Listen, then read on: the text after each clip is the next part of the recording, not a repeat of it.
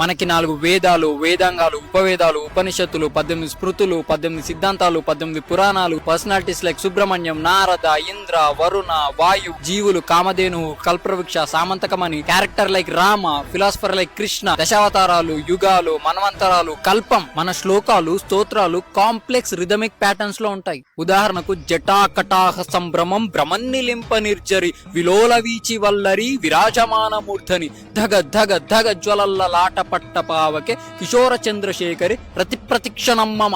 మన దేశంలో 5th సెంచరీలోనే Nalanda university ఉంది. 24 కిలోమీటర్ల విస్తీర్ణంలో 2000కు పైగా ఆచార్యులతో, 300 ఉపన్యాస కేంద్రాలతో, 10,000కు పైగా విద్యార్థులతో 90 లక్షల గ్రంథాలుండేవి మిత్రమా. చైనీస్ ట్రావెలర్ హ్యాన్సంగ్ తన గ్రంథంలో పేర్కొన్నట్టు ఇప్పుడున్న China, Tibet, Turkey, Indonesia, Malaysia, Korea మొదలైన దేశాల నుంచి వచ్చి విద్యను అభ్యసించేవారు ఇక్కడ. యూనివర్సిటీ ఆఫ్ మాంచెస్టర్ 2007లో Indian predated Newton discovery by 250 years అంటే భారతీయులు న్యూటన్ కన్నా 250 ఇయర్స్ ముందే గ్రావిటీ యొక్క థియరీ కనుక్కున్నారని నేను చెప్పడం కాదు, యూకేలో ఉన్న యూనివర్సిటీ ఆఫ్ మాంచెస్టర్ చెప్పింది. మనకి మహర్షి కన్నడ్ రాసిన వైశేషిక దర్శనంలో ఉంటుంది గురుత్వ ప్రయత్న సంయోగనాం ఉక్షేపణం, అదే గ్రావిటీ థియరీ. ఇటలీలో ఉన్న పీసా టవర్ 5.5 డిగ్రీస్ లీన్ అయితేనే వండర్ అయినప్పుడు వారణాసిలో ఉన్న రత్నేశ్వర మందిరం 9 డిగ్రీస్ లీన్ అయింది. ఇవి పుక్కిటి పురాణాలు కావు మిత్రమా, పరిడవిల్లే నాగరికతలో పుట్టిన పురాణాలు. ఇప్పుడు వెంటనే ఈ సూడో సెక్యులరిస్టులు, కమ్యూనిస్టులు, ఎథిస్టులు అందరూ వచ్చి మరి అంత టెక్నాలజీ ఉన్నప్పుడు రాకెట్ కనిపెట్టొచ్చు కదా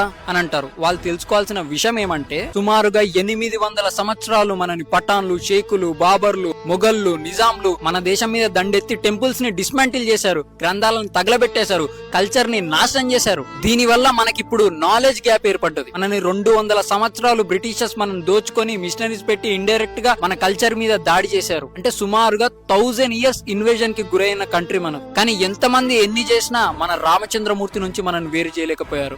ఈ రోజుకి మన దేశం సనాతన ధర్మ పునాదుల పైనే ఉన్నది. నాకు గర్వంగా ఉంది పితృవాక్య పరిపాలకుడైన నా శ్రీరామచంద్రమూర్తి పుట్టిన దేశంలో పుట్టినందుకు.